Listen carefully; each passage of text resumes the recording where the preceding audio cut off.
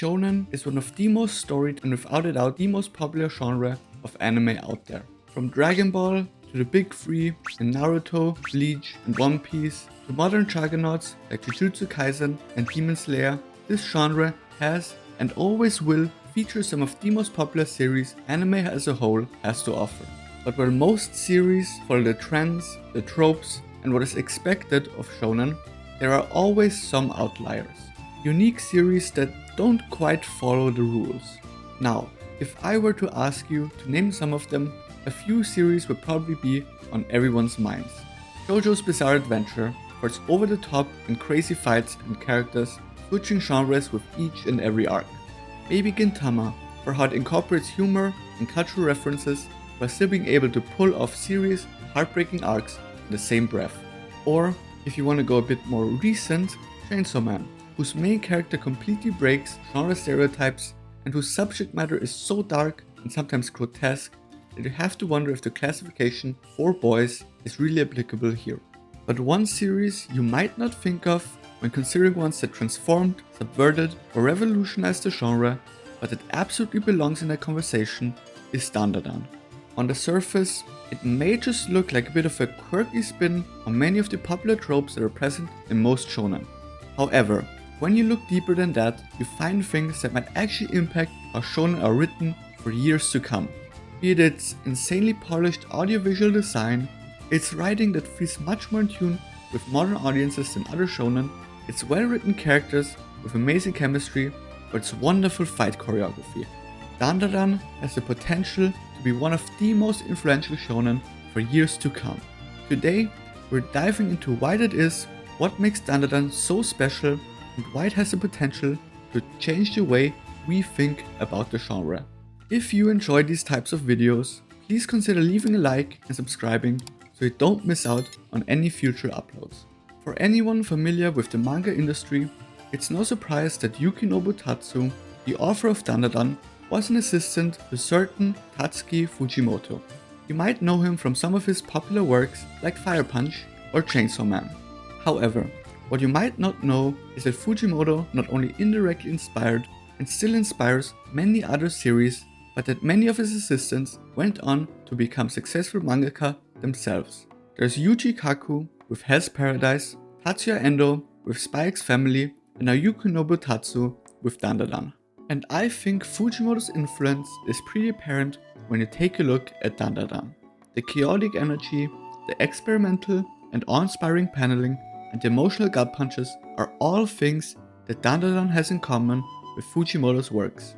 But Yuki Nobutatsu didn't simply copy the formula that made those series so popular. He took those aspects and made them into something completely unique and his own. Released in 2021, Dandadan basically became popular overnight, and within a few days it already had millions of reads. I was one of the people lucky enough to get the series recommended to me quite early, and although I'm normally not a fan of starting reading manga when they are still in their infancy, I had to make an exception for this one. Too glowing were the reviews, too awesome did it sound, and those reviews were right. There was something about Dandadan that just sucked me in. It was fresh, it was new, it was exciting, and most importantly, it was just fun. And personally, I think one of the things that made it the most unique is one of its core elements, the protagonist, or rather, the protagonists plural. You see, most shonen have one protagonist destined to save the world and defeat the bad guys. All others are just side characters supporting him, with varying degrees of impact on the story depending on which series we're talking about. Even when there are rival characters, they most often serve as just a foil to the lead character rather than sharing the spotlight equally with them. However, that is very much not the case in Dandadan. Both Momo and Okarun are protagonists in their own right, with their own struggles, their own motives, and their own character development. Both undergo growth and drive the narrative in their own right without having to support the other. Instead of following the story of one person's destiny, Dandadan focuses more on portraying the relationship between our two protagonists. In that same vein, romance isn't just used as a side plot, something that gets hinted on early on and then only resolved towards the end of the series, as it's often done in other shonen. Their chemistry and the development in their relationship isn't just used to pad out runtime or fulfill some tropes that the series hadn't done yet. It is one of, if not the central thing keeping the story going. All of their character development, stakes, and growth are based on their relationship with each other rather than a conflict with the antagonists. It's why I sometimes jokingly refer to it as a romance rather than a shonen. And inherent with their shifting character dynamics are also shifting gender dynamics. Momo isn't just a love character that is shoved to the side with no agency or will of her own. She's actually often the more fearless of the two, diving headfirst into dangerous situations. And Okarun isn't your typical shonen protagonist either. He isn't macho or headstrong or decisive, rather very timid and unsure of himself. But he also isn't turned into comic relief either.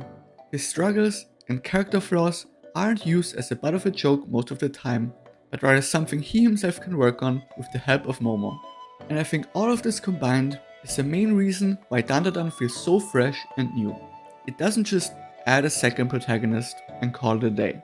It builds the story around there being a second protagonist, around the idea that there doesn't have to be a singular focal point who undergoes the hero's journey by himself, and through whose eyes we experience the story.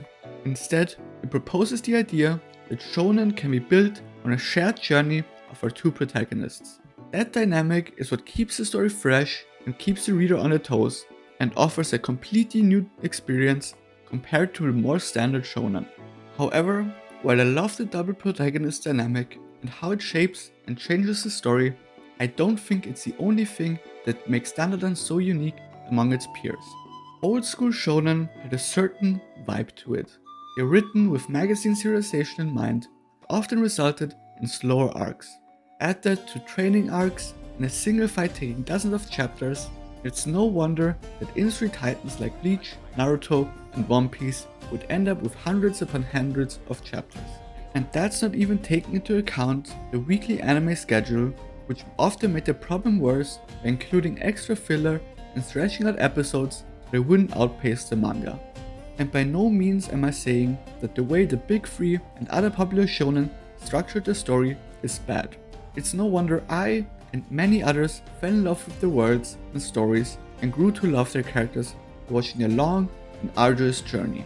However, that type of storytelling is, to a certain extent, a product of its time. Not saying that it wouldn't work today, but that a different kind of storytelling might be needed to appeal to younger audiences. And Dandadan delivers exactly that. Its story is told at a breakneck speed with no filler or training arcs to slow it down. Perfect for the newer generation of anime fans who got into it during COVID, just like me, who don't want to get bogged down by hundreds of episodes of filler. But it's not just the pace at which Tatsu tells the story that makes it so electrifying and gripping. It's also the blend of genres that he uses to tell it. It jumps from stereotypical shonen fight, batshit insane character interaction, to sweet and tender moments between the two protagonists within the same episode. Not only that, in what was probably one of the most well-received anime episodes of 2024, the series delivered one of the most emotionally hard-hitting episodes I've seen in a long time out of nowhere. And the best part, it works perfectly. You might think that this fusion of genres would leave the series feeling unstructured and messy, like several series got mushed together without proper care, but that couldn't be more wrong. All those different genres and types of stories flow together perfectly to create a shonen that can stand up to any other giant in the genre. That type of storytelling, combined with the fast pace of the series, makes it so that every chapter stays enjoyable and you won't be bored at any point throughout watching or reading it. I myself am a huge fan of the series and can honestly say it's probably my favorite modern shonen.